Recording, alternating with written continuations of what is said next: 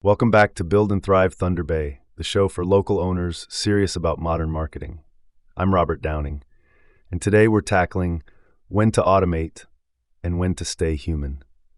Joining me is our resident strategist, Bruno Auger, whose work has helped dozens of Northern Ontario businesses scale without losing their personal touch. Bruno, thanks for being here. We'll unpack practical frameworks, local examples, and a rollout plan you can use this quarter. Let's start with a quick overview of the balance we're aiming for in this AI age. Great to be here. The short version: use automation for speed, consistency, and coverage. Lean into humans for trust, nuance, and community building. For Thunder Bay SMBs, the winners pair AI tools that reduce repetitive work with personal interactions that prove you're real, local, and dependable. Think of AI as a co-pilot, not a replacement. It should triage, draft, and remind, while people decide, empathize, and resolve. The result is faster response times, more qualified conversations, and a brand voice that feels present in every season, from winter plowing to summer festivals. That frames it well. I like the co-pilot image because it sets realistic expectations. For local owners, the question is why this balance matters right now. We see AI promising scale, yet neighborhood loyalty still wins referrals. Can you unpack the business case for getting this right? How speed and coverage from automation combine with trust and relationships to move the numbers for a Thunder Bay shop, contractor, clinic, or restaurant? 3 reasons. First, response time correlates with conversion. If a lead texts at 9:11 p.m., an automated acknowledgement plus a booking link preserves interest until your team follows up. Second, consistent touch points reduce leakage. Reminders, cart and quote follow-ups, and nurture sequences keep you top of mind. Third, human moments. Genuine advice, a quick phone call, a name-based check-in, build trust that compounds locally. Together, you get more at-bats and higher close rates without adding headcount, which matters in a tight Thunder Bay labor market. That's practical. More at-bats and better closes. Before we assign tasks, let's define our terms. Owners hear automation, AI, and human-led service tossed around interchangeably. Can you give clear definitions of automation, AI augmentation, and human-led service, plus a quick note on what each does best inside a small local operation? Automation is rule-based execution without human intervention. Send this message when that trigger fires, update the CRM when a form is submitted, move a task when a payment clears. AI augmentation uses models to generate, summarize, classify, predict, or route, draft emails, score leads, suggest replies. Human-led service is empathetic problem-solving, judgment, negotiation, and relationship building. Best uses automation for repetitive timing and data hygiene, AI for scale and writing, analysis, and triage, humans for context, exceptions, and moments that create loyalty and advocacy. Clear and crisp. Owners now need a way to choose quickly. We've been teaching a simple decision lens: complexity, context, consequence, frequency. Could you walk through that framework and share examples of what should be automated versus handled by a person when those 4 factors vary? Complexity, low complexity tasks, confirmations, reminders, simple FAQs, automate. High complexity, multi-line quotes, compliance interpretations, human. Context, if information is standardized, automate. If it relies on history or local nuance, human. Consequence, low stakes like newsletter sign-up can be automated. High stakes like refunds or safety issues require people. Frequency, high volume tasks deserve automation. Rare, unusual scenarios warrant humans. As a rule, automate low complexity, low consequence, high frequency work, and route everything else to a person with a clear SLA. Full filters. Let's map this onto the customer journey so listeners can audit their own systems. Starting with awareness and consideration. Where do you recommend automation take the lead, and where should owners keep their voice and presence front and center, especially with Thunder Bay audiences? Awareness. Automate ad placement, budget pacing, and creative testing. Repurpose content across channels. Schedule posts and stories. Keep humans on local storytelling, spotlighting customers, partnerships, and community causes. Consideration. Automate lead capture with embedded forms and chat, score by intent, and run nurture sequences with educational content. Keep people for consultations, quotes, site visits, and demos.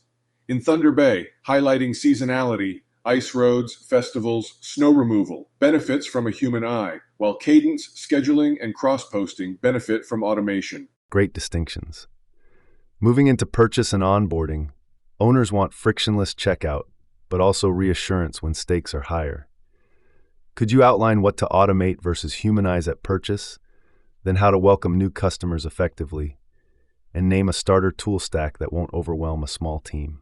Purchase, automate checkout flows, payment links, invoice reminders, and cart or quote follow-ups within 24 hours. Humanize custom pricing, scope changes, financing discussions, and any high-ticket sale, phone or face-to-face wins. Onboarding, automate welcome sequences, appointment confirmations, and short how-to videos. Humanize a first call check-in or walkthrough. Starter stack, a CRM with email, SMS, and pipelines, a chatbot with booking, a reviews platform that requests Google, Facebook reviews, and an automation layer like Zapier or Make to connect forms, payments, and calendars. Love the simplicity. Let's talk post-purchase. For support and retention, where should bots and knowledge bases carry the load, and when must a person jump in? I'd also like your rules for handoffs, triggers, SLAs, after-hours coverage, and how to personalize by service, intent, and location with Thunder Bay context. Support. Let a bot or searchable knowledge base handle FAQs, hours, warranties, scheduling, and simple order status. Escalate complaints, edge cases, refunds, and safety concerns to a person immediately. Retention. Automate review requests, referrals, and win-back offers. Humanize VIP outreach, community events, and proactive check-ins. Handoffs. Trigger escalation on negative sentiment, repeated intents, dollar thresholds, or timeouts. Set response time SLAs by channel. Provide after-hours text back and on-call rotation. Personalized by segmenting service line, intent, and neighborhood, weaving in seasonality and local references. That's a strong playbook. We'll only improve what we measure, and we must do it compliantly. What metrics should owners track to prove impact, both performance and experience?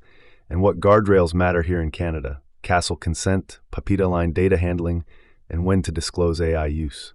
Track response time to first contact, conversion rate by stage, bot containment rate, appointment show rate, CSAT and NPS, repeat purchase, and hours saved. Pair that with revenue per lead and cost per acquisition. For compliance, capture explicit KSL consent for email and SMS. Provide opt-outs, store proof. Align data collection with PAPITA. Purpose, minimality, retention, access controls. Disclose AI use when it materially shapes decisions or content and make a human available on request. Publish privacy and data usage policies visibly. Excellent. Let's accelerate outcomes. If a listener has just 1 week to make gains, what are your top quick wins? And on the flip side, what are the most common pitfalls you see? Things that quietly erode trust or create chaos when teams try to automate too fast. Quick wins in 7 days. Launch a welcome series for new leads. Turn on abandoned cart or quote follow-ups. Publish an FAQ chatbot that deflects repetitive questions. Automate review requests 2 days after service. And enable missed call text back. Pitfalls: over-automation that traps customers, generic AI content, no human override, data silos, and poor QA or tone control. Enable the team. Train staff to co-pilot AI. Provide scripts and tone guides. Set escalation rules. And assign an automation owner who monitors outcomes. Those are immediately actionable, and the owner role is clear. Let's end with a rollout path. What does a 30, a 60, 90-day plan look like for a typical Thunder Bay SMB, including testing and feedback loops? And give us a final takeaway that leaders can share with their teams today. Days 130. Document your top 5 workflows, pick 2 high-impact candidates, missed call text back, and review automation. Then implement QA with real users and set baseline metrics. Days 31 to 60. Add nurture and abandon cart or quote sequences, deploy a searchable FAQ, define handoff triggers and SLAs, and start A/B tests on subject lines and offers. Days 61-90. Integrate the CRM across channels, connect payments and calendars, build dashboards, and schedule monthly optimization reviews with customer feedback. Final takeaway: automate to open doors, send people through them to build trust. Great takeaway. Before we wrap, a dive on enablement. You mentioned scripts and guides. What does training look like so staff co-pilot AI without drifting off-brand or missing compliance? Run role-play simulations, build a prompt and reply library, calibrate tone with do-don't examples, require human spot checks, and hold weekly reviews covering errors, escalations, compliance flags, and customer kudos. Appreciate that. Clear and doable. That's the roadmap. Today we defined automation, AI augmentation, and human-led service, and used the complexity, context, consequence, frequency lens to decide who does what, We mapped the journey, awareness through retention, laid out handoffs, personalization, starter tool stack, metrics, and compliance. You got quick wins in a 30-60-90 plan. If this episode helped, share it with a Thunder Bay owner who needs momentum. I'm Robert Downing. This is Build and Thrive Thunder Bay, actionable strategies to grow with heart and smart systems. See you next time.